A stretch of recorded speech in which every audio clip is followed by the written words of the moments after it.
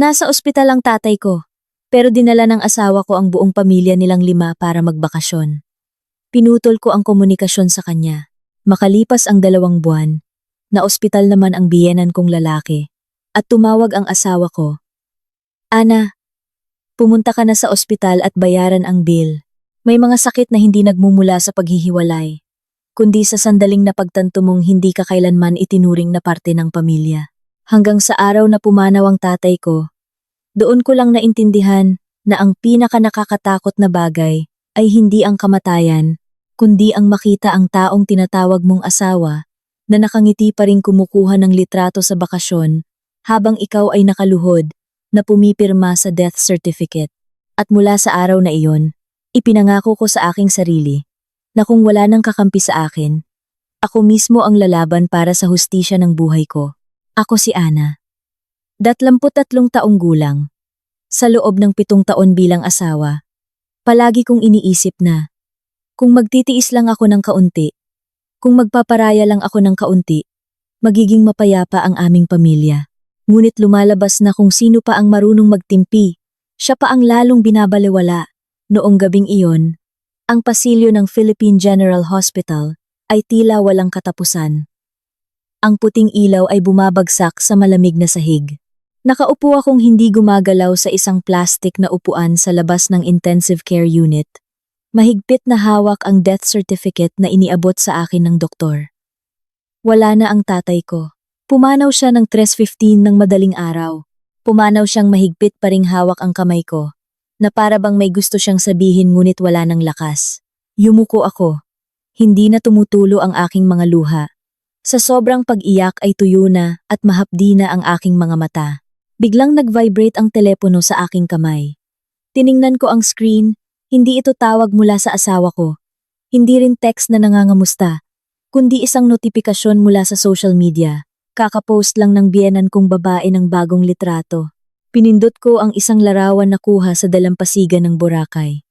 Nasa gitna ang asawa ko, nakahawak sa balikat ng kanyang ina sa isang kamay. Habang karga naman ang aming anak na lalaki sa kabila, ang biyenan kong lalaki, at ang hipag ko ay nasa magkabilang gilid. Lahat sila'y nakangiti ng malapad.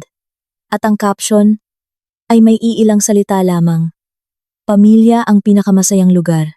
Mahigit 300 likes, 10 komento ng pagbati.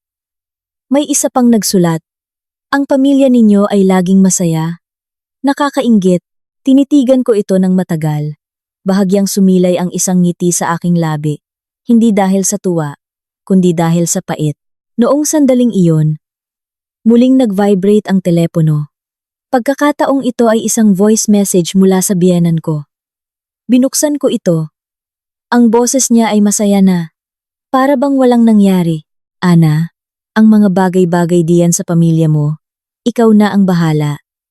Ay, nga pala, may kaunting liyempo pa sa ref. Tandaan mong iluto ha. Sayang kung masisira. Tahimik kong pinatay ang telepono. Walang kahit isang salitang sagot. Kung ito ay dati, marahil ay hihingi ako ng paumanhin dahil hindi ako agad nakasagot.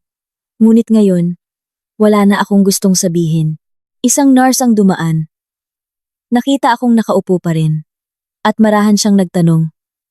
Ate, hindi pa po ba dumarating ang pamilya ninyo? Kinagat ko ang aking labi. Hindi po. Nasaan po ang asawa ninyo? Tumingin ako sa death certificate. Busy po siya. Tiningnan ako ng nurse na may awa. May gusto siyang sabihin ngunit nagpa siya na lang na huwag na. Marahil ay naiintindihan niya. Sa ospital na ito, napakaraming kuwento ng buhay ang nakikita. May mga naguunahan sa pag-aalaga sa kanilang mga magulang, may mga umiiyak ng todo kapag pumanaw ang kanilang mahal sa buhay. Ngunit mayroon ding mga kailangang mag-isang pumirma sa lahat ng papeles. Tulad ko, inabot ng doktor ang mga folder. Pirmahan ninyo po dito. Kinuha ko ang panulat at pinirmahan ang death certificate. Pinirmahan ang papeles para sa pag-release ng katawan. Pinirmahan ang papeles para sa pagbabayad ng hospital bill. Sa bawat pagpirma ko, pakiramdam ko ay hinihiwa ang aking puso. Sa buong proseso, ako lang ang mag-isa. Walang kamag-anak sa tabi, walang kamay na nag-aalo, walang yakap. Matapos ang lahat ng papeles, lumabas ako ng ospital. Magsisimula pa lang ang liwanag. At nagsisimula ng dumami ang tao sa lungsod. Ang ingay ng mga sasakyan, mga busina, ang sigaw ng mga nagtitinda. Lahat ay normal. Tanging ang mundo ko lang ang gumuho. Tinawagan ko ang aking asawa. Unang tawag, hindi sinagot. Pangalawang tawag, ganoon pa rin. Sa labang lima na tawag, napunta ito sa voicemail. Itinigil ko na ang pagtawag. Halos 8 to. Nang umaga nang tumawag siya pabalik, tinitigan ko muna ang screen ng matagal bago ko sinagot. Umalingaw-ngaw ang boses niya. Bakit ang dami mong tawag? Naglilibang kami ng buong pamilya. Nasa kwarto ang phone, kaya hindi ko narinig. Sa likod niya, naririnig ko ang alon ng dagat, ang tawanan, ang sigaw ng anak ko. Daddy, halika, picture tayo. Marahan kong ipinikit ang aking mga mata. Patay na si tatay. Natahimik ang kabilang linya ng ilang segundo. Akala ko magpapanik siya. Magtatanong kung nasaan ako. Sasabihing uuwi na siya agad, pero hindi. Bumuntong hininga lang siya. Ikaw na muna ang mag-asikaso ng burol. Natigilan ako. Nagpatuloy siya. Nakapag-book na kami ng tour. Kung ikakansela namin ngayon, mawawala ang halos 10,000 na deposito. Saka, masaya ang lahat dito. Kung uuwi kami ngayon, wala rin namang maitutulong. Hinigpitan ko ang hawak sa telepono. Anong sabi mo? Ang ibig kong sabihin, ikaw na muna ang bahala. Uuwi kami pagkatapos ng ilang araw. Hindi ko na alam kung kailan ko ibinaba ang tawag. Ang natatandaan ko lang ay nanginginig ang aking kamay hanggang sa nahulog ang telepono sa sementadong sahig. Nagkaroon ng basag ang screen sa isang sulok. Katulad ng puso ko. Nang hapon na iyon, dinala ko si tatay sa punerarya. Nagtanong ang staff, may iba pa po bang darating sa pamilya, ma'am? Napakaliit ng sagot ko. Meron po. Papunta na po ba sila? Tumingin ako sa malayo. Hindi, nagbabakasyon sila. Natahimik ang lalaki. Marahan siyang tumango, hindi na nagtanong pa. Ang tingin na iyon ay mas masakit pa kaysa sa anumang salita ng pakikiramay. Gabi, nakaupo ako sa harap ng larawan ni tatay. Sa isang silid na tanging liwanag lang ng mga kandila ang makikita. Naalala ko ang araw ng aming kasal, kung paano kinuha ni tatay ang lahat ng kanyang ipon sa loob ng halos 30 taon, mahigit 1 milyon, at ibinigay sa asawa ko para pandagdag sa pagbili ng aming condo unit. Noong panahong iyon, hinawakan niya ng mahigpit ang kamay ni tatay at buong pusong sinabi, "Huwag po kayong mag-alala, tay. Aalagaan ko po kayo." Na parang tunay kong ama. Ngumiti si tatay. Sinabi pa niya sa aming mga kapitbahay, mapalad ako at nagkaroon ako ng ganitong manugang. Ipinikit ko ang aking mga mata. At sa wakas, bumagsak ang mga luha. Kung sana lang alam ni tatay noon na sa oras ng kanyang paghihingalo, ang manugang na buong puso niyang pinagkatiwalaan ay nagtatawanan sa dalampasigan kasama ang sarili niyang pamilya. Marahil ay hindi niya ibibigay ang perang iyon at hindi niya ilalagak ang lahat ng kanyang tiwala sa isang taong hindi naman talaga siya itinuring na pamilya. Sakto namang umilaw muli ang telepono ko. Isang text mula sa hipag ko. Ate Ana, paki-receive naman ng order ko. Nag-order ako ng cosmetics. Pinadala ko dyan sa bahay. Huwag mong ipaalam kay mama na marami akong binili. Tiningnan ko ang mensahe. Walang galit. Walang paninisi. Tahimik ko lang pinatay ang screen at binuksan ang aking contacts. Huminto ang daliri ko sa isang pangalan na matagal ko nang hindi tinatawagan. Si David. Kaklase ko sa kolehiyo. Ngayon ay isang abogado. Huminga ako ng malalim at pinindot ang call button. Pagkasagot niya, isang pangungusap lang ang sinabi ko. David, may itatanong sana ako. Gusto kong mag-file ng annulment. Natahimik ang kabilang linya ng ilang segundo. Ang boses ni David ay malalim pa rin tulad noong kolehiyo. Ana, anong nangyari? Hindi ako agad sumagot. Tiningnan ko ang larawan ni tatay. Ang liwanag ng kandila ay dahan-dahang sumasayaw sa harap ng kanyang mabait na mukha. Sa buong buhay ni tatay, wala siyang ginawang masama kaninuman. Pero hanggang sa kanyang huling hininga, hindi man lang niya nakuha ang isang hawak kamay mula sa manugang na minsan niyang minahal ng buong puso. Huminga ako ng malalim.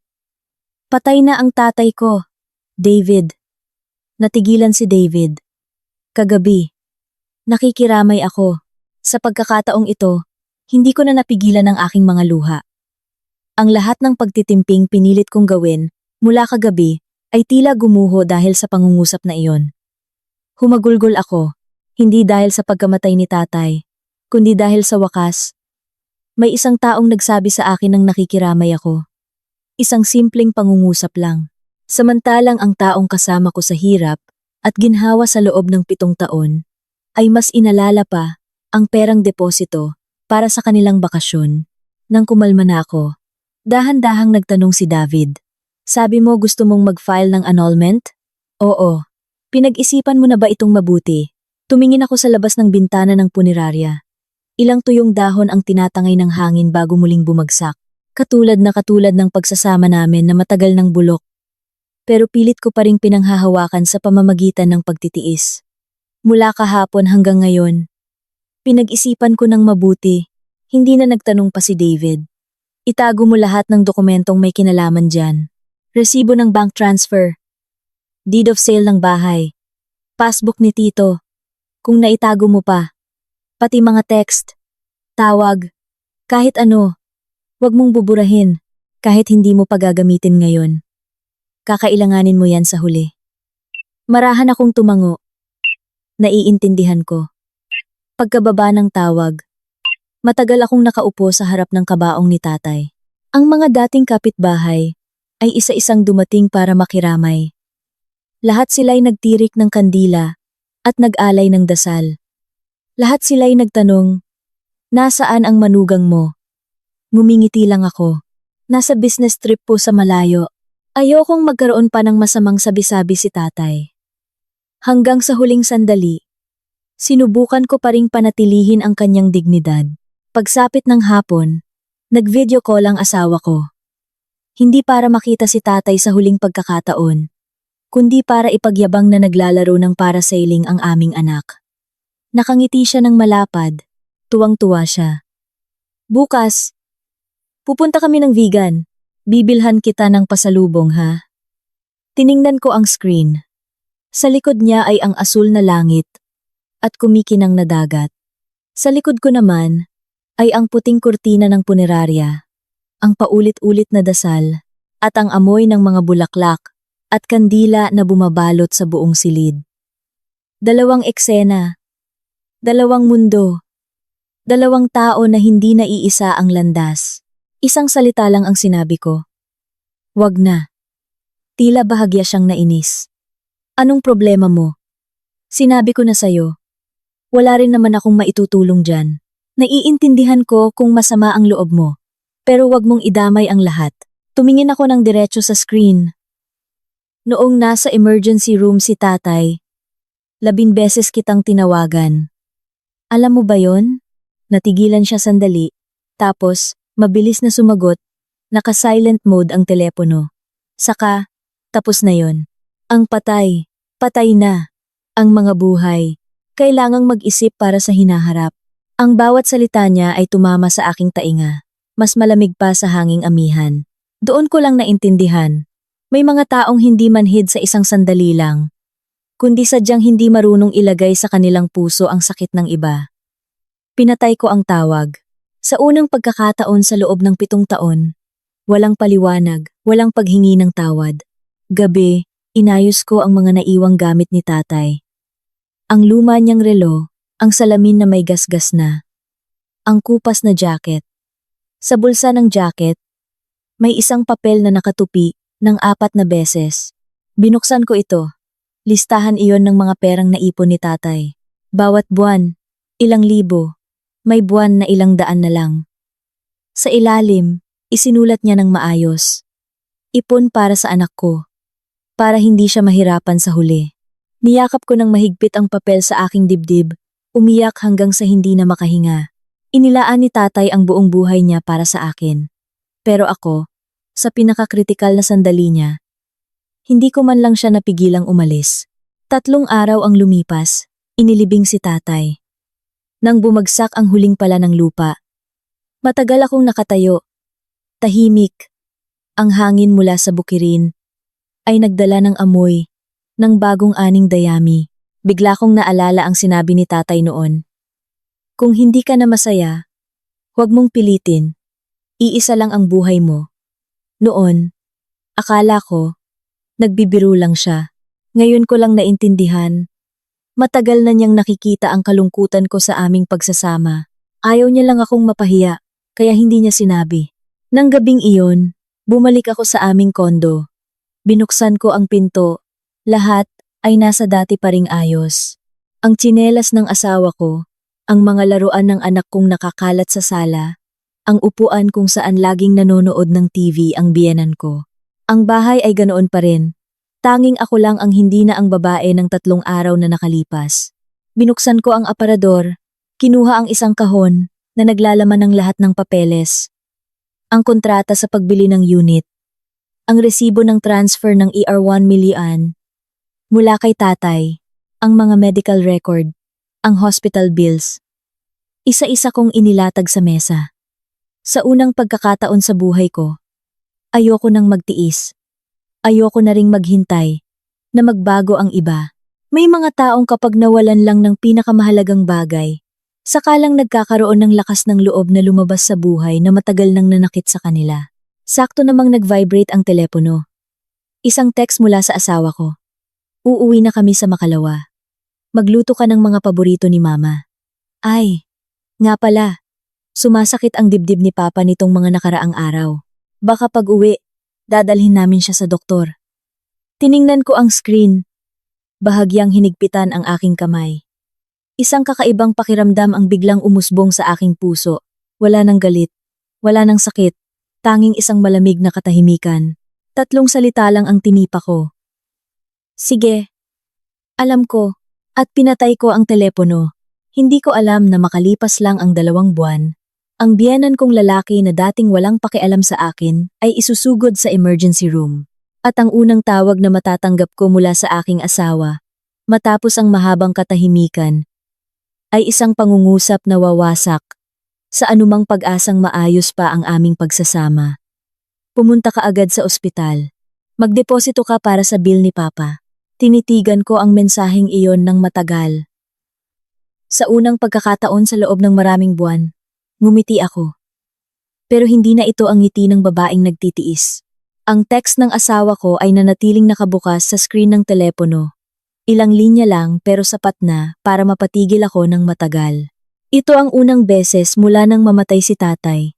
Nakusa siyang nag-text sa akin na hindi para utusan sa gawaing bahay o paalalahanan akong maghanda ng hapunan para sa buong pamilya. Tiningnan ko ang orasan. Dahan-dahang gumagalaw ang mga kamay. Sa labas ng bintana, unti-unti nang nawawala ang huling sinag ng araw. Ang maluwag na kondo ay biglang naging napakalamig. 7 taon na ang nakalipas. Noong lumipat kami rito, inisip ko na basta't may sarili kaming bubong, malalampasan namin ang lahat ng pagsubok. Ngunit ngayon ko lang naintindihan. Ang tahanan ay hindi lang 4 na pader, kundi isang lugar kung saan nagmamahalan at nagpoprotektahan ang mga tao. At ang lugar na ito, matagal nang naging responsibilidad na lang ng isang walang suweldong kasambahay na may titulong manugang. 2 araw ang lumipas. Bumalik ang pamilya ng asawa ko mula sa kanilang bakasyon. Maaga pa lang, tumawag na ang biyenan ko. Ana, pumunta ka sa palengke at bumili ka ng sariwang seafood. Ilang araw kaming kumakain sa labas. Pero namimiss ko pa rin yung luto mong alimango. Maikli kong sagot. Sige po. Tila nasiyahan siya. Sige. At linisin mo na rin ang bahay. Ang daming alikabok. Dahil ilang araw tayong wala. Ibinaba ko ang telepono. Kung dati ito, marahil ay nagmamadali na akong pumunta sa palengke. Nilinis ang bawat sulok ng bahay. At naghanda ng iba't ibang putahe. Para pagdating nila, ay may mainit na kanin at sabaw na agad. Pero ngayon, nilinis ko lang ang kusina, nagluto ng 4 na simpleng ulam, at umupo para basahin ang mga dokumentong ipinadala ni David kagabi. Nakasulat doon ang mga batas tungkol sa conjugal property ng mag-asawa, mga papeles na kailangang ihanda para sa annulment, at listahan ng mga ebidensyang dapat kong itago. Binasa ko ito ng dahan-dahan, bawat salita, na para bang bawat linya ay tumutulong sa aking humakbang palayo sa madilim na buhay na tiniis ko sa loob ng 7 taon. Malapit ng magtanghali, narinig ko ang tunog ng sasakyang huminto sa labas. Ilang minuto lang, bumukas ang pinto at napuno ng tawanan at kuwentuhan ang buong unit. Ma, sa wakas, nakauwi na rin. Sa susunod, sa Palawan naman tayo. Ang ganda ng litrato natin, pinost ko, lahat pumupuri. Tumatakbong yumakap sa akin ang anak ko. Mama, miss na kita. Hinaplos ko ang buhok niya at ngumiti. Nag-enjoy ka ba? Opo, sobra. Walang malay na ikinuwento ng bata ang lahat, mula sa pagsakay ng cable car, pagligo sa dagat, hanggang sa remote control na kotse na binili ng lolo niya. Tahimik lang akong nakinig. Hindi sinisisi ang bata. Ang mga bata ay walang kasalanan. Ang may kasalanan ay ang mga matatandang nagturo sa kanila na ang kanilang kasiyahan ay maaaring itayo sa sakit ng iba. Pagpasok ng biyanan ko sa kusina, kumunot agad ang noo niya. Ha? Akala ko ba nagluto ka ng alimango? Bakit hindi ka bumili? Bakit hindi ako bumili? Kasi ayoko. Napatingin siya sa akin na parang hindi makapaniwala na ang kaharap niya ay ang dati niyang masunuring manugang. Anong ibig mong sabihin? Kalmado kong inilapag ang mangkok ng sabaw sa mesa. Kung anong nandyan, yun na lang ang kainin natin, ma. Biglang bumigat ang hangin sa kusina. Dumating ang asawa ko at umupo. Hayaan mo na, ma. Kung anong nandyan, yun na lang. Sinamaan ako ng tingin ng biyanan ko bago naupo.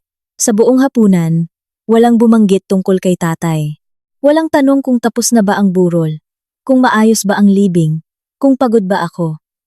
Puro sila kwento tungkol sa ganda ng hotel, sa dami ng tao sa beach, at sa sarap ng pagkain. Nakaupo ako sa tapat nila, tahimik na kumakain. Pakiramdam ko ay estranghero ako sa sarili kong bahay. Pagkatapos kumain, dinala ng asawa ko ang maleta sa kwarto at tinawag ako. Ana, halika rito. Pumasok ako. Kinuha niya mula sa maleta ang isang maliit na kahon. Regalo ko sa'yo. Sa loob ay isang silk na scarf. Maganda ba? Tiningnan ko ang regalo. At dahan-dahang ibinalik sa mesa. Salamat. Nagulat siya. Hindi mo gusto? Bakit parang ang lamig ng pakikitungo mo? Tumingin ako diretso sa kanyang mga mata. Talaga bang iniisip mo na ang isang scarf ay kayang palitan ang katotohanang wala ka noong namatay si tatay? Natahimik siya ng ilang segundo, tapos bumuntong hininga. Alam kong may sama ka pa rin ng loob. Pero tapos na yon. Bakit mo pa pinanghahawakan? Natawa ako, isang tawang napakapait na kahit ako ay nanibago. Tama. Tapos na. Ang patay ay patay na. Lahat ay tapos na. Akala niya pumapayag na ako. Kaya tumango siya. Mabuti kung ganyan ang iniisip mo.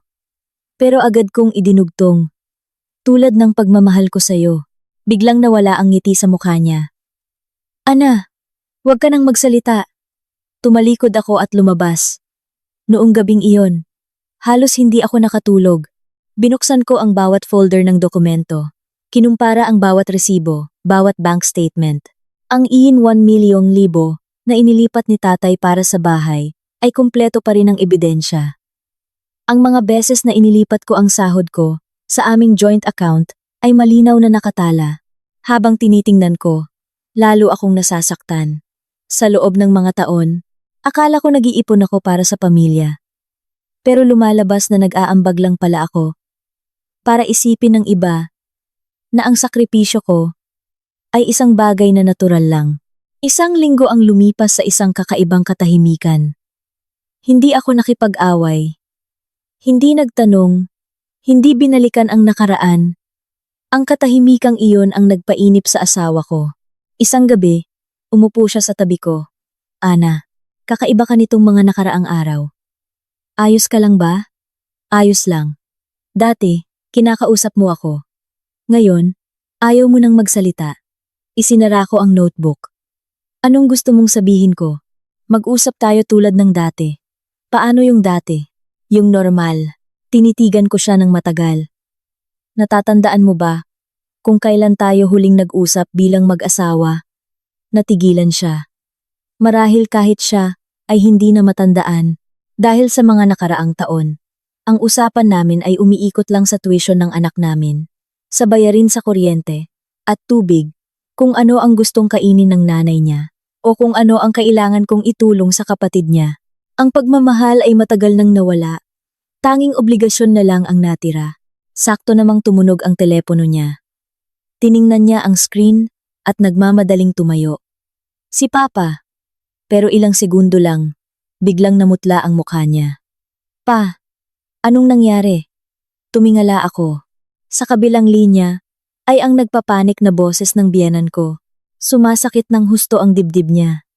Dinala na siya ng ambulansya sa St. Luke's. Pumunta ka na agad. Agad na kinuha ng asawa ko ang susi ng kotse at tumakbo palabas. Bago umalis, lumingon siya sa akin. Ana, ikaw na muna ang bahala sa bata. Marahan lang akong tumango. Pinanood kong sumara ang pinto. Sa puso ko, walang tuwa, walang paghihiganti. Ang pagkakasakit at kamatayan ay hindi ninanais ni Numan. Naisip ko lang, ang tadhana ay mapaglaro. Mahigit 2 buwan pa lang ang nakalipas. Ganito rin ako nagpanik noong bumagsak ang tatay ko. Noong mga oras na iyon, tinawagan ko ang asawa ko ng paulit-ulit, ngunit tanging katahimikan ang nakuha ko. Malapit ng 11 ng gabi, biglang nag-vibrate ang telepono ko. Pangalan ng asawa ko ang nasa screen. Dahan-dahan kong sinagot, sa kabilang linya, ang boses niyang nagmamadali na hindi ko pa narinig kailanman. Ana, pumunta ka na sa ospital. Na-admit si Papa. Inaayos ko pa ang papeles. Dalhin mo ang ATM card at bayaran mo muna ang hospital bill. Hinigpitan ko ang hawak sa telepono. Tahimik na pinakikinggan ang paghinga ng asawa ko mula sa kabilang linya. Sa boses niya, sa unang pagkakataon sa loob ng maraming taon, naramdaman ko ang tunay na pag-aalala. Wala na ang pagwawalang bahala. Tulad noong araw na ang tatay ko ang nasa emergency room. Ngunit dahil din doon, isang damdamin ang umakyat sa aking dibdib, hindi paghihiganti, lalong hindi tuwa, kundi isang malamig na katahimikan ng isang taong dumaan na sa sukdulan ng kabiguan. Ana? Nakikinig ka pa ba? Mahina akong sagot. Oo, nakikinig ako. Kung ganon, pumunta ka na agad. Kaunti lang ang dala kong pera. Sabi ng doktor, kailangan munang magbayad bago gawin ang iba pang tests. Tumingin ako sa labas ng bintana. Ang mga ilaw mula sa mga kalapit na apartment ay nagbibigay liwanag sa common area. Bawat pamilya ay nagsasama-sama para sa kanilang hapunan. Ngunit naaalala ko ang gabi kung kailan naghihingalo ang tatay ko habang ako'y tumatakbo sa pasilyo ng ospital. Paulit-ulit na tinatawagan ng asawa ko.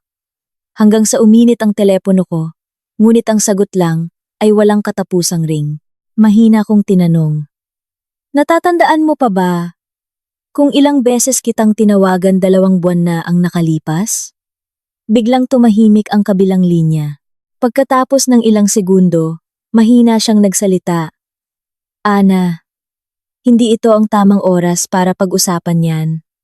Mapait akong ngumiti. Tama ka. Noong araw na yon, sinabi mo rin sa akin na hindi tamang oras para iwan mo ang bakasyon ninyo. Bakit ngayon? Tamang oras na para iwan ko ang lahat, para tulungan ka. Bumuntong hininga siya. Huwag ka nang magsalita ng ganyan. Nasa emergency room si Papa. Marahan kong ipinikit ang aking mga mata. Ang tatay ko rin, nasa emergency room noon. Muli, isang mahabang katahimikan. Sa pagkakataong ito, ako ang unang nagbaba ng tawag. Inilapag ko ang telepono sa mesa at matagal na nanatiling tahimik.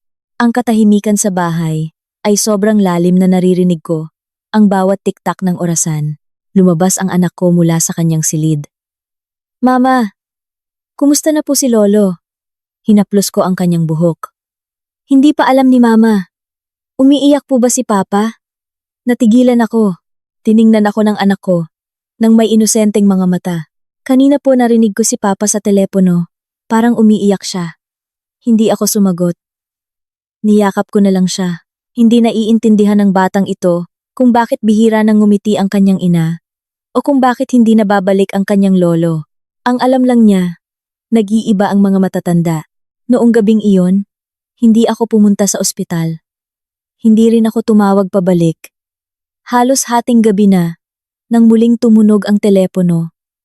Sa pagkakataong ito, ang biyenan ko, tiningnan ko muna ang screen bago ko sinagot. Nanginginig ang kanyang boses. Ana, nasaan ka? Nasa bahay po. Bakit hindi ka pa pumupunta rito? Malubha ang lagay ng papa mo. Mahinahon ko siyang itinuwid. Ang ibig ninyong sabihin. Biyenan ko. Natahimik ang kabilang linya. Marahil ay hindi niya inaasahan na ganoon ang isasagot ko. Maya-maya, garalgal na ang kanyang boses. Huwag ka nang magtanim ng sama ng loob.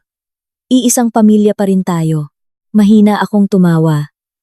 Ma, noong nasa ospital ang sarili kong ama, natatandaan niyo pa ba ang sinabi ninyo sa akin? Hindi siya sumagot. Nagpatuloy ako. Sinabi ninyo na ako na ang bahala sa burol. Pinapaalala niyo pa sa akin na iluto ang karne sa ref dahil masisira. Mula noon hanggang ngayon, hindi ninyo man lang ako tinanong kung ayos lang ako. Nagsimulang tumaas ang kanyang boses. Bakit pa natin babalikan ang nakaraan? Buhay at kamatayan ang pinag-uusapan natin dito. Kalmado kong sagot. Pinag-usapan ko na rin ang buhay at kamatayan noon, pero walang nakinig. Ibinaba ko ang tawag. Hindi dahil sa galit, kundi dahil alam kong wala nang magbabago kahit magsalita pa ako. 1:00 ng madaling araw, tumawag si David. Ayos ka lang ba? Ayos lang ako. Nabalitaan kong na-ospital ang biyenan mo. Ang bilis mo namang malaman. Mahinang tumawa si David. May kakilala ako sa ospital na yon. Gusto ko lang magpaalala sa'yo ng isang bagay. Ano yon? Mula ngayon, lahat ng gagastusin mo para sa pamilya ng asawa mo, itago mo ang resibo. Nagtaka ako. Iniisip mo bang sila ay? Pinutol ni David ang sasabihin ko. Hindi ko sinasabing ganun, pero sa mga ganitong kaso, maraming nagsasamantala sa kaguluhan para ilipat ang ari-arian o gawing common property ang personal na pera. Mas mabuting mag-ingat ka. Tumango ako. Salamat. Pagkababa ng tawag, binuksan ko ang computer. Ang lahat ng papeles para sa annulment ay nasa folder pa rin na may password. Binuksan ko ang bawat file. Binasa ang bawat linya. Habang lalo kong binabasa, lalo kong napagtatanto kung gaano ako naging hangal. Sa loob ng 7 taon, naniwala akong kung magiging mabait lang ako, rerespetuhin ako ng iba. Naniwala akong kung magpaparaya lang ako, magiging maayos ang pamilya. Ngunit lumalabas na ang kabaitang hindi inilagay sa tamang lugar ay magtuturo lang sa iba na tapakan ka. Mga 7:00 ng umaga, umuwi ang asawa ko. Pumasok siyang gusot ang damit. Namumugto ang mga mata dahil sa puyat. Pagkakita sa akin, agad siyang nagtanong, bakit hindi ka pumunta kagabi? Kalmado pa rin akong nagtitimpla ng tsaa. Para saan? Para magbayad o para mag-alaga? Kinagat niya ang kanyang labi. Pareho. Inilapag ko ang tasa. Noong namatay ang tatay ko, may sinabi ka. Sabi mo, kaya kong asikasuhin. Kaya ngayon, asikasuhin mo ring mag-isa. Tinitigan niya ako, na parang hindi makapaniwala, na ang kaharap niya ay ang asawa niyang laging nagpaparaya. Ana, nagbago ka na. Tumango ako. Oo, nagbago ako. Kung hindi ako magbabago. Magkakasala ako sa sarili ko. Napaupo siya sa upuan. Sa unang pagkakataon mula nang ikasal kami, nakita kong bumagsak ang kanyang mga balikat. Matagal bago siya nagsalita. Hinala ng doktor. May baradong ugat sa puso si Papa. Malaki ang magagastos sa pagpapagamot. Gipit ngayon ang kumpanya ko. Ikaw, nag-atubili siya. Puwede mo ba muna akong pahiramin ng pera? Tinitigan ko siya ng matagal. Dati, isang salita lang niya. Ibibigay ko lahat ng ipon ko. Pero ngayon, ang nasa isip ko lang ay ang imahe ng aking ama, na tahimik na nakahiga sa kama ng ospital, habang ang lalaking ito sa harap ko ay nakangiti sa tabi ng dagat. Kalmado akong nagtanong. Magkano ang balak mong hiramin? 500,000. Ang halagang iyon ay nagpatawa sa akin. Alam mo ba, ang tatay ko, buong buhay siyang nag-ipon para makaipon ng higit 1,000,000. Hindi siya nagdalawang isip na ibigay lahat sa atin para sa bahay. Noong kailangan niya ng manugang sa tabi niya, tinipid mo ang pamasahe sa eroplano. Mula noon, wala nang utang na loob sa pagitan natin. Tumayo ako. Dahan-dahang tumingin sa kanyang mga mata. May pera ako, pero hindi ko ibibigay. Dahil iyon ang huling perang itatabi ko para sa kinabukasan naming mag-ina. Ang kanyang tingin ay mula sa pagkabigla, naging pagkadismaya, at unti-unting naging galit. Ana, nagbago ka na ng sobra, hindi na kita makilala. Marahan akong tumango. Oo, ang taong nagmahal sa'yo noon ay patay na. Noong gabing pumanaw ang tatay ko, nabalot ng bigat ang silid. Kahit ang tiktak ng orasan sa dingding ay tila nakakabingi. Nakatayo ang asawa ko. Matagal akong tinititigan. Na para bang hinahanap ang anino ng babae noon na laging yumuyuko pagkatapos masaktan. Ngunit gaano man katagal siyang tumingin, wala na ang babaeng iyon. Dahil mula sa sandaling ako mismo ang pumirma sa death certificate ng aking ama, sa gitna ng matinding kalungkutan, isinara ko na ang puso ko sa pagsasamang ito. Kinuyom niya ang kanyang mga kamao. Ana, alam kong nagkamali ako. Marahan akong tumango. Oo, pero hindi mo maaaring baliwalain ang 7 taon nating pagsasama. Dahil lang sa isang pagkakamali. Mahina akong tumawa, kung isang pagkakamali lang. Matagal na kitang pinatawad. Natigilan siya. Anong ibig mong sabihin? Hinila ko ang upuan sa tapat niya at umupo. Ang boses ko ay kalmado pa rin. Ngunit bawat salita ay parang kutsilyong humihiwa sa pekeng kapayapaan na pilit naming pinanatili sa loob ng maraming taon. Natatandaan mo pa ba? Noong unang taon natin, pagkakatapos ikasal, natahimik siya. Noong araw na yon, halos 40 degrees ang lagnat ko. Pero pinilit pa rin ako ni mama mo na magluto dahil may bisita. Anong sinabi mo sa akin? Yumuko siya. Hindi ko na hinintay ang sagot niya. Sinabi mo, tiisin mo na lang muna. Gagaling ka rin. Mapait akong ngumiti. Noong pangalawang beses na nakunan ako, kakalabas ko lang ng ospital. Pero sinabihan ako ni mama mo na magluto para sa buong angkan. Sinabi mo ulit, magtiis ka na lang ng kaunti. Noong pangatlong beses, nag-file ako ng leave para ipatingin si tatay. Pinakansela mo dahil gustong magpa-interview ng kapatid mo at kailangan ng maghahatid. Muli, sinabi mo, magsakripisyo ka na lang. Tumingin ako diretso sa kanyang mga mata. Sa loob ng 7 taon, tuwing nasasaktan ako, tuwing dehado ako, tuwing kailangan ko ng asawang kakampi sa akin, iisa lang ang sinasabi mo. Tiisin mo na lang ng kaunti. Nagsimulang pumiyok ang kanyang boses. Hindi ko sinasadya. Umiling ako. Alam ko, ang pinaka nakakatakot ay hindi ang sinadya mo, kundi ang itinuring mong natural na lang na ako ang laging magtitiis. Muling bumagsak ang katahimikan. Sakto namang bumukas ang pinto ng aming silid.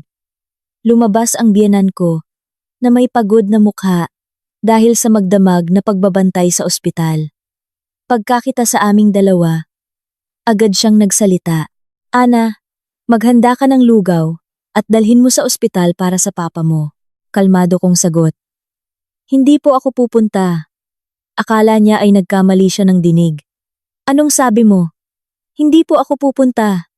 Biglang tumaas ang kanyang boses. Nasa ospital siya. Manugang ka. Dahan-dahan kong inilapag ang baso. Noong nasa ospital ang sarili kong ama, anak din po ako. Natigilan siya.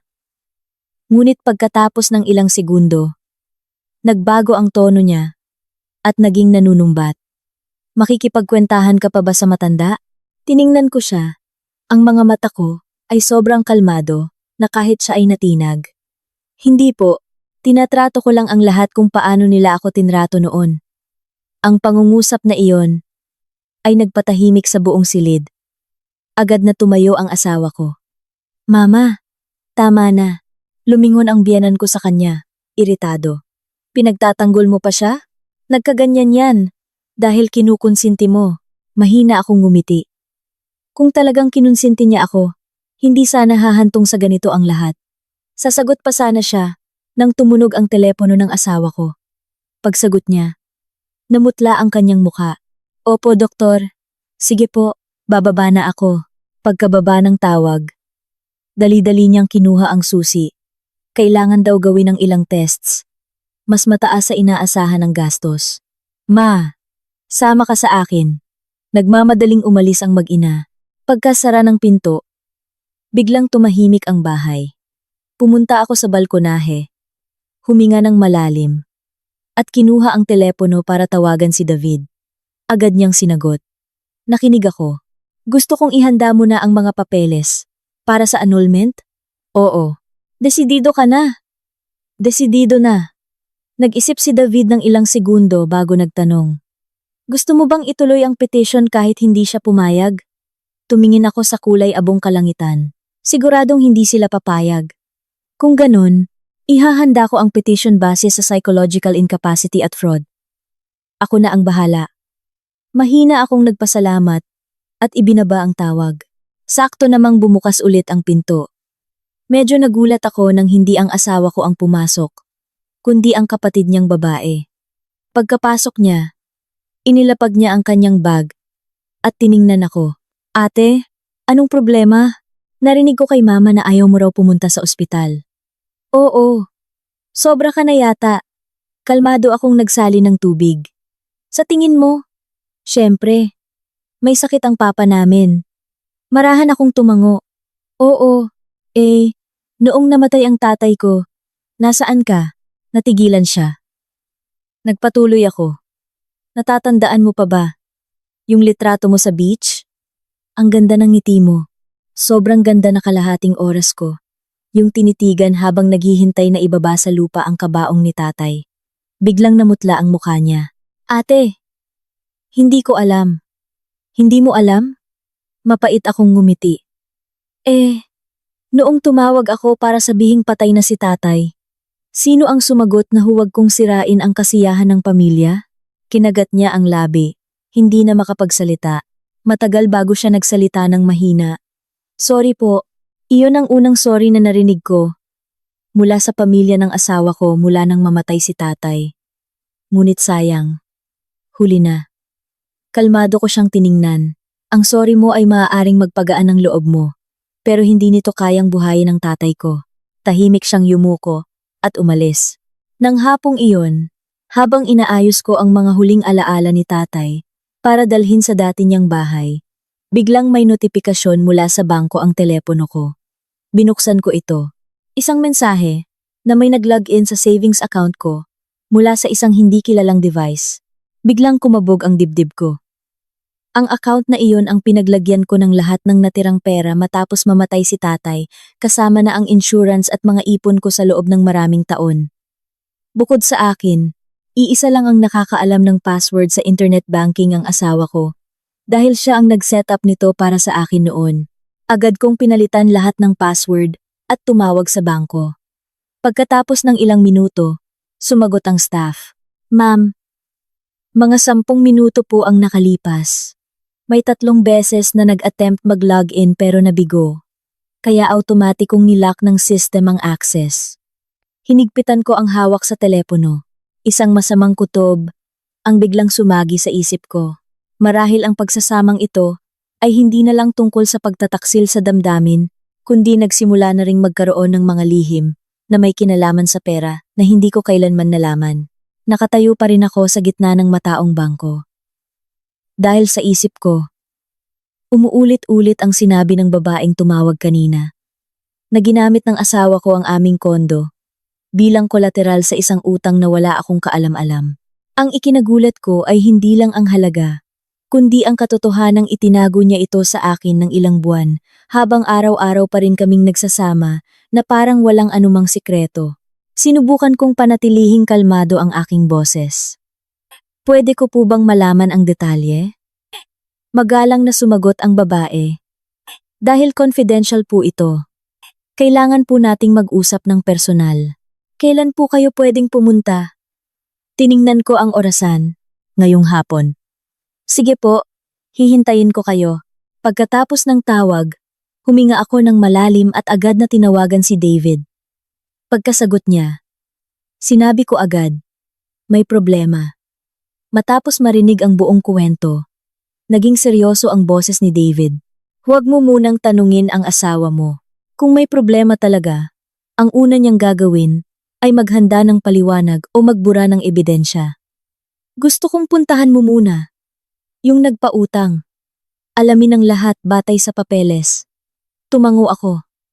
Sige, nang hapong iyon, pumunta ako sa opisina ng financing company.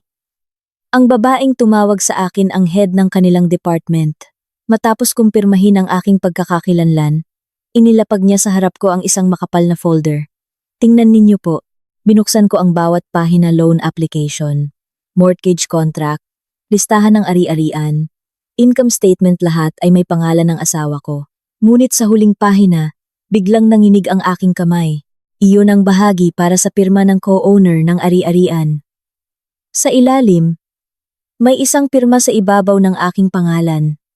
Sa unang tingin, halos kamukhang kamukha ng pirma ko. Kung hindi ko lang alam na hindi ako pumirma, maniniwala akong akin iyon. Tumingala ako. Peke ang pirmang ito. Natigilan ang babae. Sigurado po kayo?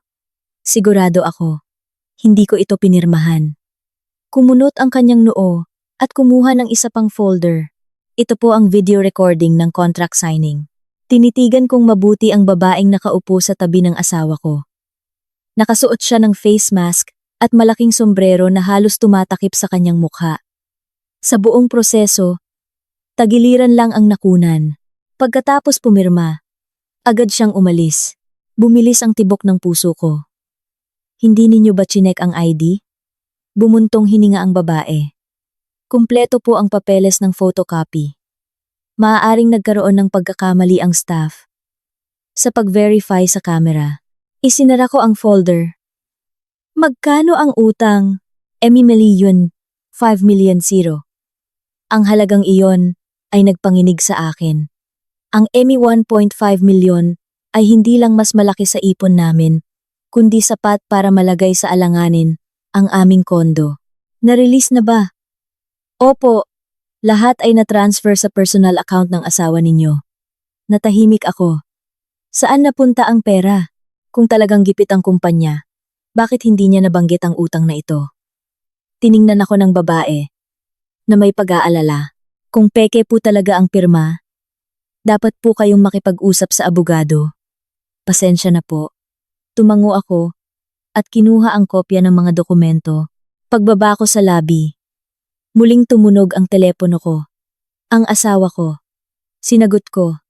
Nasaan ka? Lumabas lang. Saan? Kaya ko nang ayusin to mag-isa. Natahimik siya bago nagsalita. Mamayang hapon, kakausapin ng doktor ang pamilya. Kailangan na raw siyang operahan sa linggong ito. Hindi ko pa rin mahanap ang kulang na pera. Dahan-dahan kong tinanong. Magkano pa ang kailangan mo? Mga, 600,000. Ngumiti ako. Kung nakautang ka na ng 1.5 million, ano pa ang kulang? Biglang tumahimik ang kabilang linya. Sobrang tahimik na naririnig ko ang kanyang paghinga. Sino ang nagsabi sa'yo? Hindi mahalaga kung sino. Ang mahalaga, hanggang kailan mo balak itago sa akin? Nagsimulang magkandautal ang boses niya. Hindi yan tulad ng iniisip mo. Sasabihin ko sana. Hindi lang nagkaroon ng pagkakataon. Tumawa ako. 3 buwan. Hindi pa ba sapat na pagkakataon yun? Mabilis siyang nagpaliwanag. Nangutang ako para iligtas ang kumpanya. Kung malugi yon, maghihirap din tayong lahat. Nagtanong ako, nasaan ang pera? Muli siyang natahimik. Isang kakaibang katahimikan. Saan mo ginamit ang AR 1.5 milyon? Hindi siya sumagot. Sa halip ay nagsalita sa tonong halos nagmamakaawa. Ana, umuwi ka na. Magpapaliwanag ako. Ibinaba ko ang tawag. Ayoko nang makinig sa mga paliwanag na inihanda ng biglaan. Nang gabing iyon, pagbukas ko ng pinto, kakaiba ang pakiramdam sa loob. Ang biyenan ko ay nakaupo sa sala na may tensyonadong mukha. Ang kapatid ng asawa ko ay pabalik-balik sa paglalakad. At ang asawa ko ay nakatayo sa tabi ng bintana na may mabigat na ekspresyon. Pagkakita sa akin, sabay-sabay silang lumingon. Walang nagsalita. Sa huli, lumapit ang asawa ko. Ana, may kailangan akong sabihin. Inilapag ko ang aking bag. Nagkataon, may gusto rin akong itanong. Umubo siya. Mauna ka na. Kinuha ko mula sa bag ang kopya ng loan contract. Dahan-dahang inilapag sa mesa at itinulak palapit sa kanya. Ipaliwanag mo sa akin. Sino ang babaeng pumirma at nagpanggap na ako sa papeles na yan? Ang tingin ng asawa ko ay dumapo sa folder nang wala pang 2 segundo. Bago biglang nagbago mula sa pagkabigla, naging pagkataranta, at sa huli, naging tensyon na hindi ko pa nakikita sa kanya sa loob ng 7 taon. Dahil palagi siyang kalmado, ngunit ngayon, alam niyang wala na siyang takas. Tiningnan ng biyenan ko ang folder. Ano yan? Bago ako makasagot, mabilis na kinuha ng asawa ko ang mga papel. Wala to ma. Kalmado kong sinabi. Meron. Kontrata yan ng utang na i-1.5 milyon kung saan nakasangla ang bahay na to. Nagulat ang biyenan ko at napatayo. Ano? A 1.5 milyon? Kailan ka nangutang? Lumingon ang asawa ko sa kanya. Ma, kumalma ka. Magpapaliwanag ako. Sumigaw ang ina. Anong ipapaliwanag mo? Bakit hindi ko alam? Naging tensyonado ang buong silid. Kuya, totoo ba to? Tanong ng kapatid niya. Hindi siya sumagot. Ang katahimikan niya ang pinakamalinaw na sagot. Umupo ako. Isa lang ang gusto kong malaman. Sino ang pumirma para sa akin? Yumuko siya. Ana, patawarin mo ako. Wala na akong ibang paraan. Inulit ko. Sino? Kinagat niya ang labi. Huwag mo nang itanong. Bakit? Dahil tapos na? Tumawa ako. Tapos na? Nandyan pa rin ang utang. Nakasangla pa rin ang bahay. Tapos sasabihin mong tapos na? Inihilamos niya ang kamay sa mukha. Ako ang aayos nito. Huwag ka nang makialam. Sa unang pagkakataon, nakaramdam ako ng tunay na galit. Bakit hindi ako pwedeng makialam? Bahay ko rin to. Pangalan ko ang nasa titulo. Mas malaki pa ang pera ng tatay ko na ipinambili nito kaysa sa pera mo. Anong karapatan mong sabihing huwag akong makialam? Ang bawat salita ko ay nagpatahimik sa silid. Napaupo ang biyenan ko. Namumutla. Doon niya lang yata naintindihan na mas malala ang sitwasyon. Matapos ang ilang minuto, nagsalita ang asawa ko. Nangutang ako para sa investment. Anong investment? Magbukas ng isa pang factory. Bakit mo itinago? Hindi siya agad sumagot. Dahil alam kong tututol ka. Tumingin ako sa kanya. Hindi. Hindi ako tututol kung malinaw ang plano. Ang hindi ko matatanggap ay ang niloko mo ako. Ipinikit niya ang mga mata. May malaking opportunity ang kumpanya noon. Akala ko ilang buwan lang. Makakabawi na. Hindi ko inaasahan na sisirain ng partner ang kontrata. Kung ganon, sino ang pumekeng pirma ko? Huminga siya ng malalim. Sakto namang tumunog ang telepono niya. Tiningnan niya ang screen at namutla. Aksidente kong nakita ang pangalang Miss Joyce. Mabilis niyang pinatay ang tawag. Bakit hindi mo sinagot? Kliyente lang, pero wala pang 10 segundo, muli itong tumunog. Hindi niya pa rin sinagot. Dahan-dahan akong nagsalita. Sagutin mo na, baka kailangan ka niya. Nag-alinlangan siya bago lumabas sa balkonahe. Huwag ka nang tumawag, nasa bahay ako. Sinabi ko nang ako ang aayos. Huwag kang pumunta rito. Humina ang boses niya. Hindi ko na pinilit pakinggan. Pero sapat na ang narinig ko. Pagbalik niya, mas lalo siyang tensyonado. Sinong miss? Joyce yun? Nagulat siya. Nakita mo? Pilit siyang ngumiti. Accountant. Tinatanong yung mga libro. Tumango ako. Sige. Bukas? Pupunta ako sa kumpanya para kausapin siya. Biglang nawala ang ngiti niya. Para saan? Bibisita sa kumpanya. At para makilala na rin yung pumirma para sa akin. Halos mapatayo siya. Walang kinalaman yun. Wag na wag mong gagawin yun. Ang tindi ng reaksyon niya ay nakapagpatingin kahit sa ina niya. Bakit ganyan ka makareact? Accountant lang naman pala. Hindi siya makasagot. Sakto namang tumunog ang telepono ko. Si David. Nakinig ako. Mabilis ang boses ni David. Ana, pinatingnan ko. Sa kakilala ko ang business info ng asawa mo. May resulta na. Pwede ba tayong magkita mamaya? Tumingin ako sa asawa ko. Sige. Nagpatuloy si David. May isang bagay na kailangan mong paghandaan. Pagkababa ng tawag. Tumayo ako. Lalabas muna ako. Hinarangan ako ng asawa ko. Saan ka pupunta? Sa abogado. Natigilan siya. Talaga bang gusto mo nang mag-file ng annulment? Mapait akong ngumiti. Hindi. Gusto kong malaman kung gaano karami pang sikreto ang itinatago ng lalaking tinawag kong asawa sa loob ng 7 taon. Lumabas ako ng bahay. Habang naririnig pa rin ang tawag niya sa likod ko. Ngunit sa pagkakataong ito, hindi ako lumingon. Dahil alam kong kung patuloy akong magpapadala sa awa, lahat ng pinaghirapan ko ay guguho. Ang kailangan ko ngayon ay hindi paliwanag, kundi ang katotohanan. Isang katotohanang magsasabi sa akin kung kailan nagsimulang mawasak ang aming pagsasama. Nakipagkita sa akin si David sa isang maliit na coffee shop. Nang makita ko ang seryosong mukha niya, alam kong hindi simple ang mga malalaman ko. Itinulak niya ang isang folder sa akin. Binuksan ko ito. Ang unang pahina ay ang business registration ng kumpanya ng asawa ko. Ngunit sa pangalawang pahina, natigilan ako. Nagbago ang listahan ng mga shareholder 4 na buwan na ang nakalipas. Bukod sa asawa ko, may isa pang pangalan. Joyce. Sino siya? Sino siya? Umiling si David. Hindi ko pa alam, pero 30% ng shares ang hawak niya. Saan galing ang pera? Kumuha si David ng isa pang dokumento. Ang mas nakakapagtaka, ang petsa ng pag-invest niya ay halos kasabay ng petsa ng pag-utang ng asawa mo ng 8.5 milyon. Natigilan ako. Isang teorya ang nabuo sa isip ko na ayaw kong paniwalaan. Matagal akong tinitigan ni David. Bago nagsalita, hindi ko sinasabing may relasyon sila. Pero isang bagay ang sigurado. Hindi pumasok ang perang yon sa account ng kumpanya ayon sa financial reports. Anong ibig sabihin nun? Ibig sabihin, ginamit ang pera sa ibang bagay o mayroon silang ibang set ng libro na hindi alam ng iba. Ipinikit ko ang aking mga mata.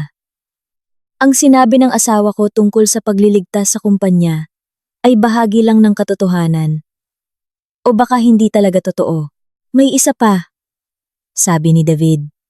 Pinatingnan ko ang address ng bagong factory. Gusto mo bang puntahan? Hindi ako nag-alinlangan.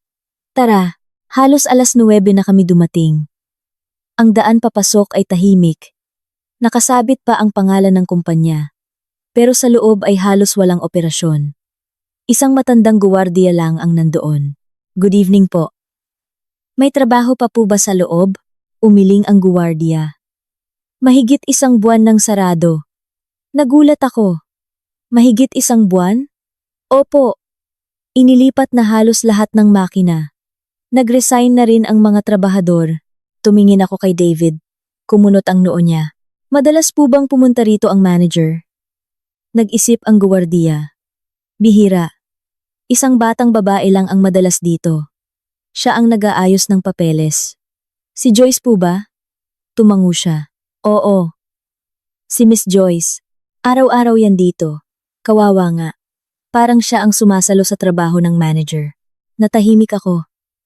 Muli, lumitaw ang pangalang iyon. Pauwi. Walang nagsasalita sa amin. Huminto kami sa isang stoplight. Anong plano mo? Tanong ni David. Tiningnan ko ang mga taong nagmamadali. Gusto ko siyang makausap. Maghanda ka. Bakit? Dahil minsan, ang katotohanan ay hindi tulad ng inaakala natin. Tumango ako. Alam ko, kinabukasan, nag-leave ako. Pumunta ako sa address ng kumpanya. Isang receptionist ang sumalubong sa akin.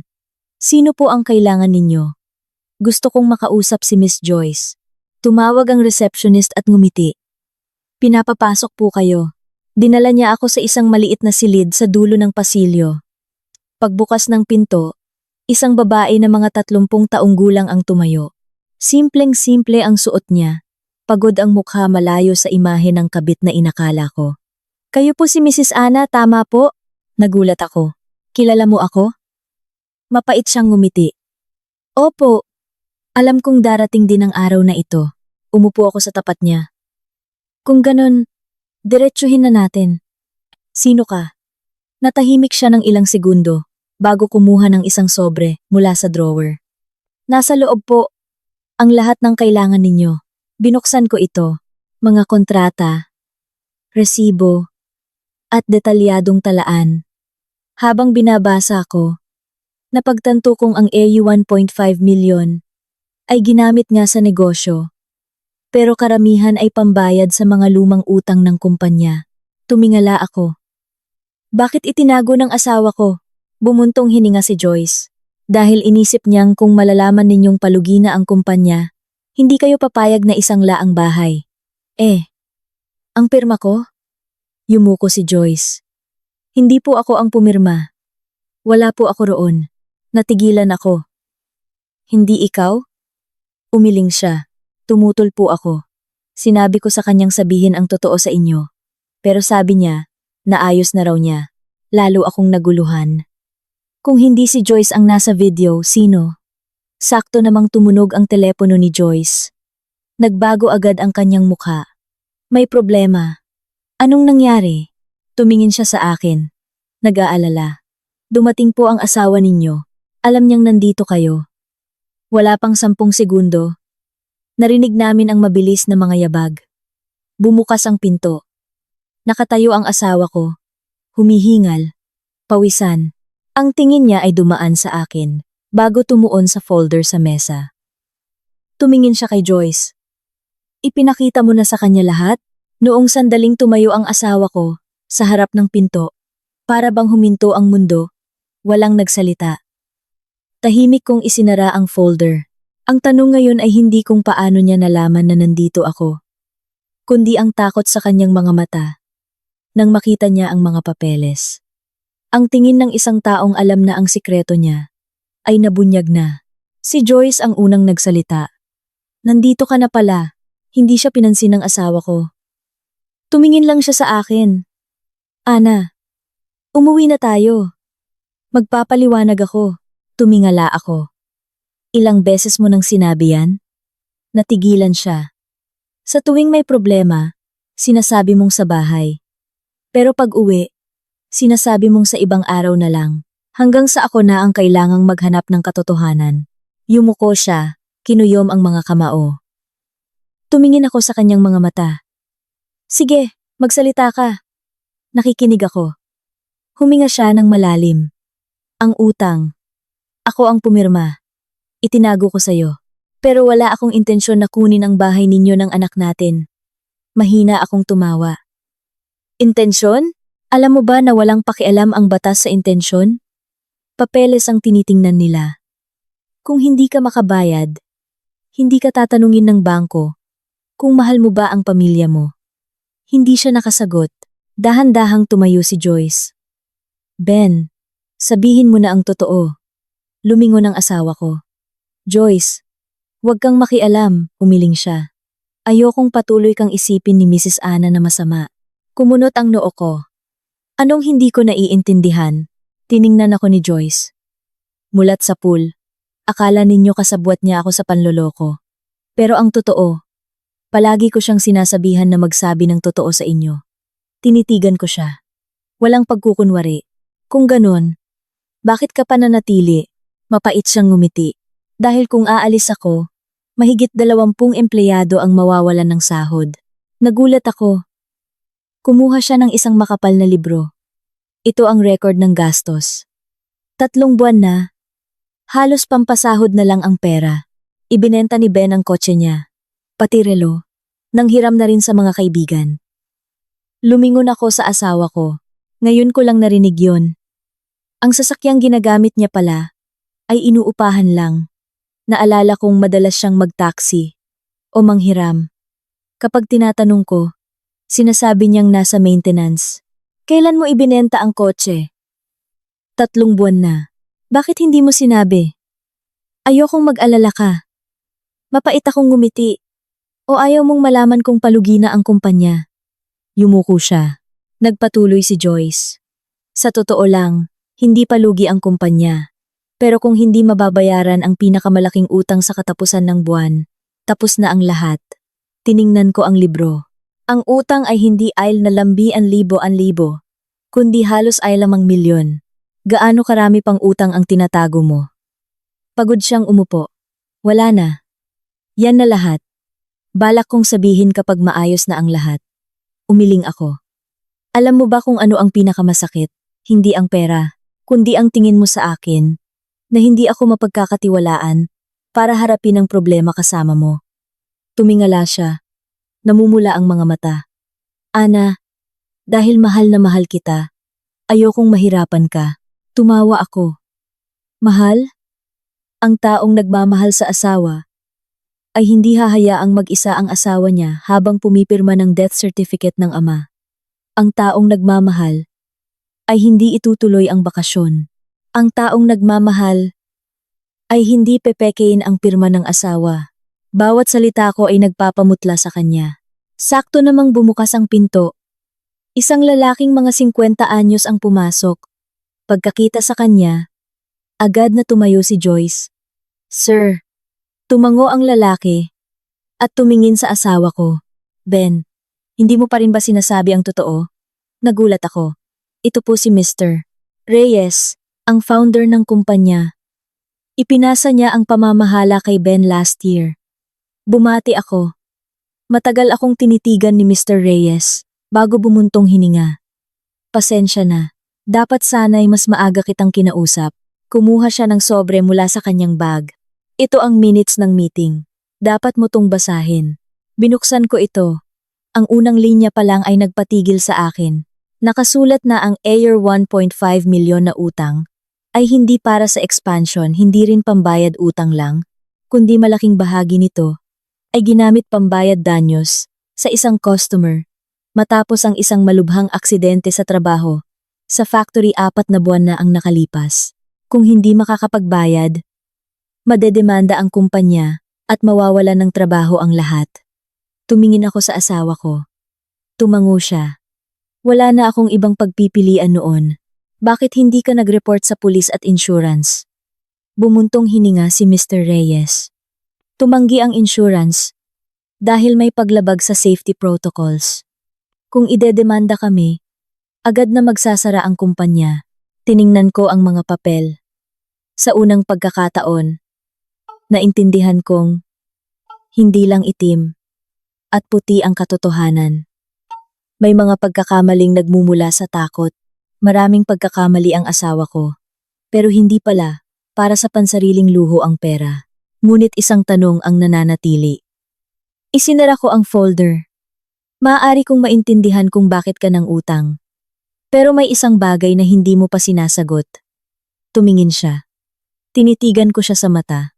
Ang babaeng nasa video na pumeking pirma ko. Sino siya? Ang tanong ko ay nagpatahimik sa buong silid. Maging si Joyce at Mr. Reyes ay napatingin sa asawa ko. At siya, nakatayo lang. Hindi makatingin sa akin. Ang itsura ng isang taong matagal nang nagtatago ng sikreto. Hindi ko siya minadali. Sa wakas, nagsalita siya ng paos. Ang pumirma para sa'yo. Hindi ko siya girlfriend. Kalmado ko siyang tiningnan. Hindi ko tinanong kung girlfriend mo siya. Tinanong ko kung sino siya. Ipinikit niya ang mga mata. Pinsan ko, natigilan ako. Oo. Kailangan daw ng co-owner. Hindi kita matawagan. Tumawa ako. Hindi matawagan? Nasa ospital ako noon. Nagbabantay kay tatay. 24 na ma. Bukas ang telepono ko. Kung tumawag ka, sasagutin ko. Kinagat niya ang labi. Hindi ako naglakas loob. Bakit? Dahan-dahan akong tumango. Kaya pinili mong pekein ang pirma ko, tama? Hindi siya sumagot. Sapat na iyon. Bumuntong hininga si Mr. Reyes. Ben, nagkamali ka talaga. Sinabi ko sa'yo, gaano man kahirap, wag lalabag sa batas. Yumuko siya. Alam ko po, pero naghihintay ang mga manggagawa. Kinakansela ng mga kliyente ang order. Akala ko kung maaantala pa, guguho na ang lahat. Matagal ko siyang tiningnan. Wala na ang galit, pagod na lang. Akala ko, isang manlolokong asawa ang kalaban ko. Ngayon ko naintindihan. Isa rin siyang taong naniniwalang kaya niyang solohin ang lahat. Sakto namang tumunog ulit ang telepono niya. Ang ospital. Opo, papunta na po ako. Pagkababa niya, lumingon siya sa lahat. Inatake na naman si Papa. Kailangan na siyang operahan ngayong hapon. Pumasok ang biyenang babae ko. Namumula ang mga mata. Kailangan daw pumirma ng waiver. Ben, bilisan mo. Lumingon siya sa akin. Ang tingin niya ay hindi na para makipagtalo, kundi tingin ng isang anak na desperado. Ana, alam kong wala na akong karapatang hilingin to. Pwede ka bang sumama sa ospital? Tiningnan ko siya. Kung ilang buwan lang ang nakalipas, baka oo ang sagot ko. Pero ngayon, hindi ko na kayang pilitin ang puso ko. Mahinahon kong sinabi, pupunta ako. Nagliwanag ang mukha niya, pero nagpatuloy ako. Hindi dahil sa'yo, hindi dahil sa pamilya mo, kundi dahil ayokong pagsisihan ito sa huli. Tulad ng pagsisisi ko sa nangyari kay tatay. Tumango siya. Naiintindihan ko. Pagdating namin sa ospital, ang eksena ay halos kapareho ng gabi kung kailan isinugod si tatay. Puno ng tao. Abala ang lahat. Ang kaibahan lang, noon ay mag-isa ako. Ngayon, kumpleto ang pamilya ng biyenan ko. Lumabas ang doktor. Napagdesisyonan na po ba ang operasyon? Tumango ang asawa ko. Opo. Inabot ng doktor ang papeles. Sino ang pipirma? Akmang kukunin ng asawa ko ang panulat. Ngunit bigla siyang natigilan. Lumingon siya sa akin. Tapos dahan-dahang ibinawi ang kamay. Mahina niyang sinabi. Ngayon, ako ang pipirma. Tiningnan ko siya. Sa tingin niyang iyon, sa unang pagkakataon, nakita ko ang pagbabago. Marahil, naintindihan na niya ang pakiramdam ng mag-isang pumipirma sa mga papeles ng buhay at kamatayan. Kinuha niya ang panulat, nanginginig ang kamay. Pagkatapos, napaupo siya, tinakpan ang mukha. Maya-maya, lumapit sa akin ang kapatid niya. Ate, mula noong namatay si tatay, gusto ko na talagang mag-sorry. Tiningnan ko siya. Alam ko, pero hindi ko kaya. Yumuko siya. Noong nasa bakasyon kami, sinabi ko na sa kanilang umuwi, pero walang pumayag. Bakit hindi mo sinabi sa akin? Dahil natakot ako. Natakot akong magalit si mama. Si kuya. Mapait akong ngumiti. Bata ka pa. Ang mahalaga, sa susunod, huwag mong hayaang manakit ka ng iba dahil sa takot. Tumango siya. Namumula ang mga mata. Sakto namang dumating si Joyce, may dalang folder. Ben, ito ang lahat ng papeles. Kung kailangan mong ibenta ang shares ko, payag ako. Natigilan ang asawa ko. Joyce, hindi mo kailangang gawin yan. Ngumiti siya. Ngayon, ako naman, tahimik akong nagmamasid. Walang pag-ibig sa pagitan nila, kundi tiwala ng mga taong magkasamang dumaan sa hirap. Isang malaking maling akala sa puso ko, ang nawala. Pero hindi ibig sabihin na maghihilom ang mga lamat sa aming pagsasama. Pagsara ng pinto ng operating room, nag-vibrate ang telepono ko. Isang text mula sa bangko. Natanggap na po namin ang request na kanselahin ang mortgage. Sa inyong ari-arian, binasa ko ito ng paulit-ulit bago tumingin sa asawa ko. Pareho kaming nakatanggap ng mensahe. Tiningnan niya ako. Paos ang boses. Ana, ibinenta ko na ang lahat ng shares ko. Bayad na ang utang. Bago ako makasagot, isang lalaking nakaitim na suit, ang mabilis na lumapit. Huminto siya sa harap ng asawa ko. Mr. Ben, mula po ako sa investigating body. Kailangan namin ang kooperasyon ninyo tungkol sa peking pirma sa isang loan document. Natahimik ang buong pasilyo. At alam kong ang pinakamalaking pagsubok sa aming pagsasama ay ngayon palang magsisimula. Pagkatapos magsalita ng lalaki, tila bumigat ang hangin sa buong pasilyo. Naintindihan kong hindi na lang ito tungkol sa aming mag-asawa, kundi tungkol na sa batas. Inilabas ng lalaki ang kanyang ID. Ako si Mr. Cruz. Kailangan naming makausap si Mr. Ben.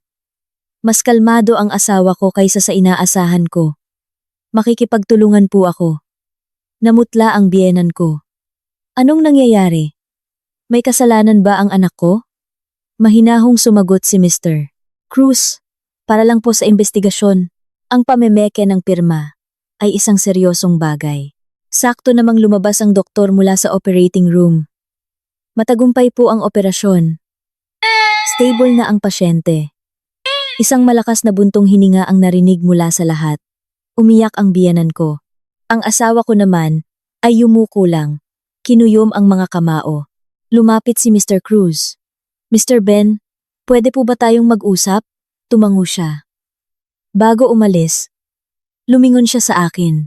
Ang tingin niya ay hindi na nagmamakaawa, kundi tingin ng isang taong handa nang harapin ang kanyang pagkakamali. Pagkalipas ng isang oras, bumalik siya. Mas pagod ang itsura. Hindi ako nagtanong. Siya ang unang nagsalita. Ana, isinuko ko na ang lahat ng ebidensya, kasama ang statement ko. Anong sinabi mo? Mapait siyang ngumiti. Ang totoo, inamin ko ang pamemeke. Paano yung babae? Bumuntong hininga siya. Walang babae. Kumunot ang noo ko. Anong ibig mong sabihin? Ipinakita niya sa akin ang isang video sa kanyang telepono. Ang taong katabi niya, kahit nakatakip ang mukha, ay may suot na malaking relong panlalaki. Ang tindig ay panlalaki. Natigilan ako. Ikaw yon. Nagpanggap ka. Hindi ako makapagsalita. Buong akala ko, may babaeng sangkot. Siya lang pala. Yumuko siya. Bumili ako ng wig at mga damit pambabae. Tapos ako mismo ang nagpanggap para lang malinlang ang staff. Matagal ko siyang tiningnan. Wala nang galit, puro pagod na lang. Kung hindi ko nalaman, itatago mo ba habang buhay? Matagal bago siya sumagot. Balak kong umamin kapag nabayaran na lahat. Mapait akong ngumiti. Ang mga tao, kapag nagsisinungaling, iniisip na kung maganda ang resulta, mapapatawad ang proseso. Pero hindi mo ba alam na ang proseso ang pumapatay sa tiwala? Ipinikit niya ang mga mata. Huli na, nang malaman ko, dumating si David. Kumusta? Ipinakita ko sa kanya ang statement. Bumuntong hininga siya. At least, pinili niyang magsabi ng totoo. Lumingon ang asawa ko kay David. Salamat, nagtaka si David. Salamat sa akin? Dahil sa'yo, natuto si Ana na protektahan ang sarili niya. Dati, galit ako sa'yo. Ngayon, nakikita kong ako ang mas dapat kamuhian. Tumingin sa akin si David. Anong desisyon mo? Natahimik ako. Noong una, gusto ko lang makipaghiwalay. Pero habang lumalabas ang katotohanan, naintindihan kong mas komplikado ang lahat. Hindi siya ng babae. Hindi nagsugal. Nagkamali siya ng malaki dahil sa sobrang tiwala sa sarili. Isang pagkakamaling hindi mabubura. Pero ang dahilan ay hindi pagtataksil sa pag-ibig. Tumayo ako. Gusto kong bisitahin si Papa. Pagpasok ko sa recovery room, tulog pa ang biyenan ko. Bigla kong naalala ang tatay ko. Ganoon din siya noon. Pero mag-isa lang ako. Umupo ako sa tabi niya. Hindi niya ako itinuring na tunay na anak, pero hindi rin naman niya ako pinagmalupitan. Maya-maya, nagising siya. Ana, nandito ka pala. Tumango ako. Natahimik siya. Anak, patawarin mo ako. Natigilan ako. Noong namatay ang tatay mo, alam ko, pero hindi ko pinilit ang pamilyang umuwi. Akala ko, basta't may pera, ayos na. Noong ako na ang nasa ganitong kalagayan, naintindihan kong hindi pera ang kailangan, kundi pamilya. Tumulo ang luha niya. Iyon ang pinakamakatotohanang paghingi ng tawad na narinig ko sa kanila. Kinuha ko ang tissue at pinunasan ang kanyang mga mata. Tinatanggap ko po ang sorry ninyo. Pero hindi lahat ng sugat ay naghihilom. Tumango siya. Naiintindihan ko. Paglabas ko, nandoon pa rin ang asawa ko. Tiningnan niya ako. Ana, ano man ang mangyari, tatanggapin ko. Tiningnan ko ang lalaking kasama ko sa loob ng 7 taon. Wala na ang galit. Pero wala na ring pagmamahal na sapat para bumalik. May mga relasyong hindi nagtatapos dahil sa kawalan ng pag-ibig, kundi dahil sa pagkasira ng tiwala. Sakto namang tumunog ang telepono ko mula sa law office. Ana, may resulta na. Tinanggap na ng korte ang petisyon mo para sa annulment. Ipinikit ko ang mga mata. Sa wakas, dumating na ang araw na pareho naming ayaw harapin. Noong araw na natanggap ko ang notice mula sa korte, kulay abo ang langit. Hawak ko ang makapal na folder ng mga dokumento 7 taon ng aking buhay. Tumingin sa akin si David.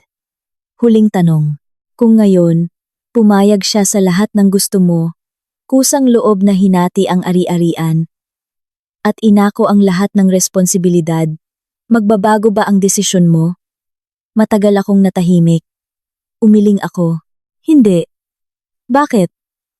Tumingin ako sa labas. Dahil hindi ako nakikipaghiwalay, dahil lang sa utang o sa pirma, kundi dahil napagtanto kong sa loob ng 7 taon. Hindi niya ako itinuring na kasama. Palagi akong huling nakakaalam, huling nakakakita ng katotohanan, at huling nagkakaroon ng karapatang magpasya. Ngumiti ako. Sa pagkakataong ito, hindi ako nagdedesisyon dahil sa galit. Habang lalo akong kumakalma, lalo kong nakikitang hindi na ako pwedeng bumalik. 3 araw ang lumipas. Ginanap ang unang hearing. Dumating akong maaga. Maya-maya, pumasok ang asawa ko. Suot ang damit na regalo ko sa kanya noong 5th anniversary namin. Hindi ko inaasahan na sa huling pagkakataon na makikita ko ang damit na iyon ay sa isang silid kung saan tatapusin ang aming pagsasama. Umupo siya sa tapat ko. Walang galit, pagod na lang. Nagsalita ang mediator.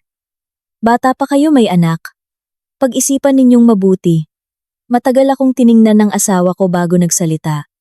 Dati, akala ko sapat na ang kumita ng pera. Hindi ko alam na ang kailangan pala ng asawa ko ay ang presensya ko. Huli na nang maintindihan ko. Natahimik ang silid. Hindi ako humihingi ng tawad. Hindi ko hinihiling na bawiin niya ang kaso. Gusto ko lang sabihing utang ko sa kanya. Ang isang tunay na paghingi ng tawad. Lumingon siya sa akin. Ana, patawarin mo ako. Hindi dahil takot akong maghiwalay tayo, kundi dahil hinayaan kitang mag-isa sa pinakamasakit na araw ng buhay mo. Iyon ang pagkakamaling dadalhin ko habang buhay. Sa unang pagkakataon, naramdaman kong totoo ang sorry niya. Pero parang basag na baso. Kahit anong pagdikit, may lamat pa rin. Salamat. Mahina akong sagot. Salamat dahil sa wakas, sinabi mo yan. Tumango siya. Naiintindihan ko. Nagkasundo kami sa lahat. Ibebenta ang bahay. Sa akin mapupunta ang bata. At magbibigay siya ng suporta. Inako niya ang lahat ng responsibilidad sa peking pirma. Pagkatapos naming pumirma, bumukas ang pinto. Pumasok ang biyenan ko. Mas payat, mas maputi ang buhok. Anak, pwede ba akong magsalita? Tumango ako. Huminga siya ng malalim. Mahigit 60 taon na ako. Akala ko, laging tama ako. Akala ko, normal lang na magsakripisyo ang manugang. Noong naospital ang papa ninyo, naintindihan ko ang pakiramdam ng maghintay. Patawarin mo ako. Anak, kung pinilit ko silang umuwi noon, baka iba ang lahat ngayon. Tiningnan ko ang babaeng nagdulot sa akin ng maraming sakit. Wala nang galit.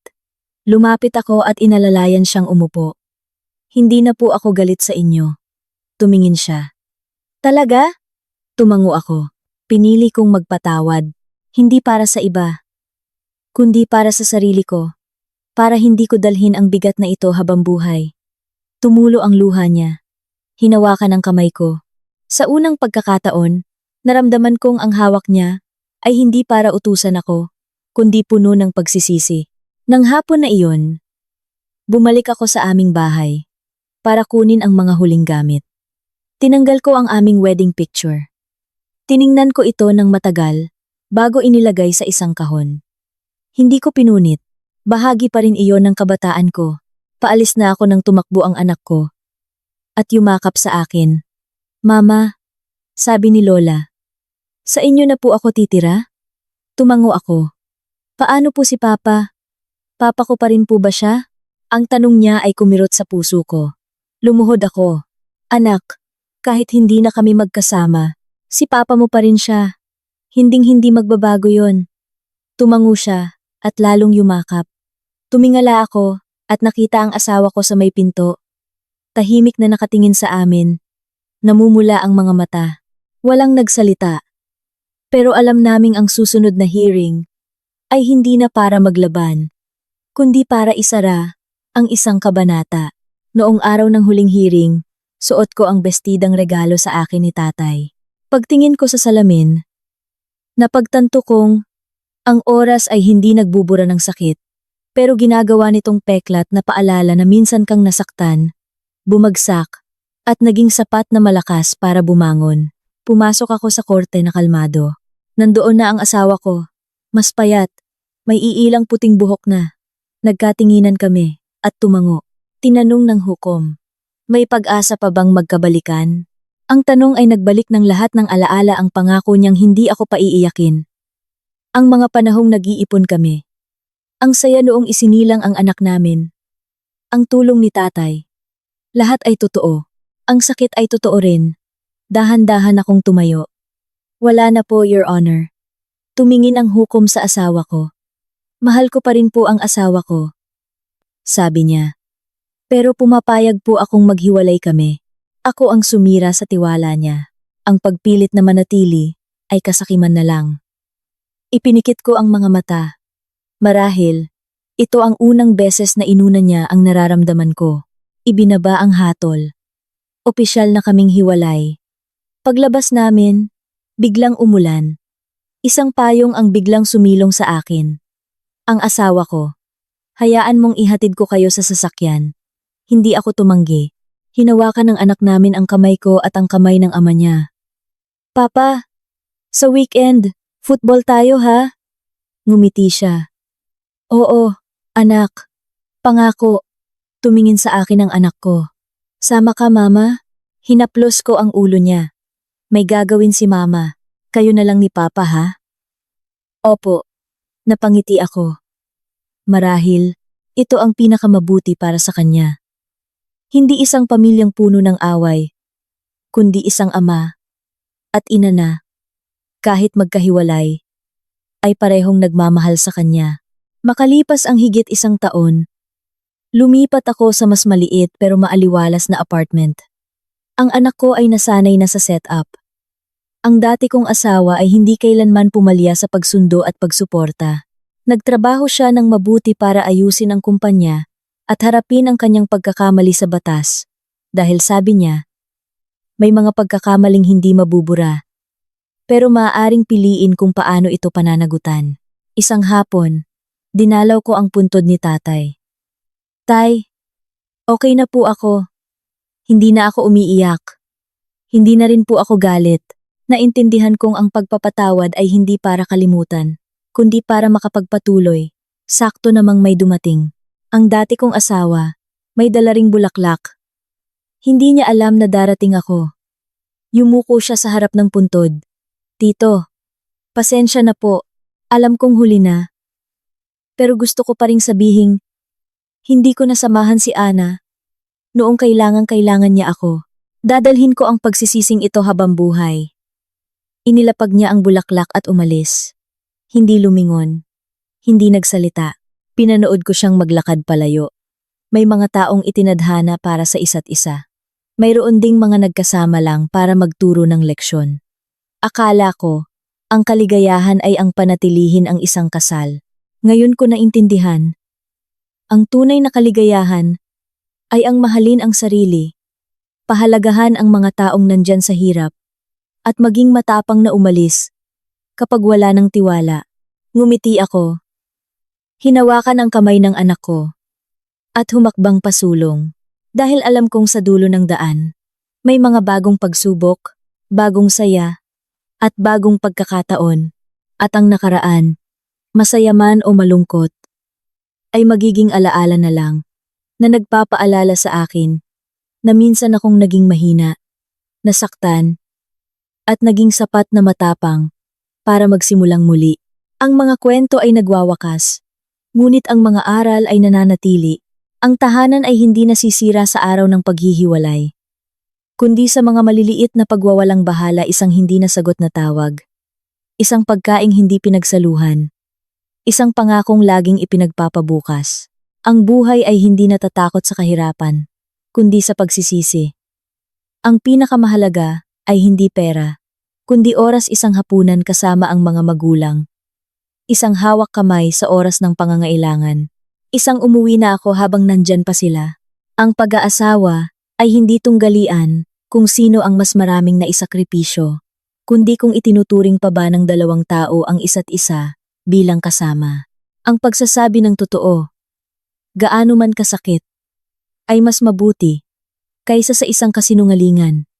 Gaano man kaganda ang intensyon, ang tiwala, kapag nabasag, ay hindi na maibabalik sa dati. Ngunit ang pinakamagandang bahagi ng kuwentong ito ay hindi ang paghihiwalay, kundi ang pag-ako sa responsibilidad. May humingi ng tawad, may nagpatawad, may tumanggap ng parusa, at may matapang na nagpatuloy. Iyon ang tunay na kahulugan ng paglago.